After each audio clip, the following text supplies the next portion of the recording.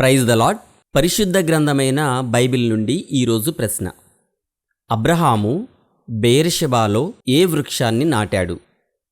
Option A దేవదారు వృక్షము, option B ఒలీవ వృక్షము, ఆప్షన్ సి పిచుల వృక్షము, ఆప్షన్ డి అంజూర వృక్షము.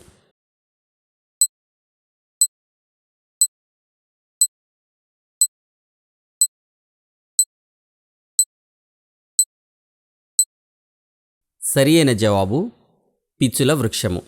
అబ్రహాము బెయేర్షెబాలో ఒక పిచుల వృక్షము నాటి అక్కడ నిత్యదేవుడైన యెహోవా పేరిట ప్రార్థన చేశాను.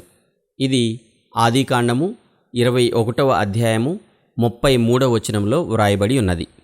అనుదినము నా గడప యొద్ద కనిపెట్టుకొని, నా ద్వారబంధముల యొద్ద కాచుకొని, నా ఉపదేశం వినువారు ధన్యులు.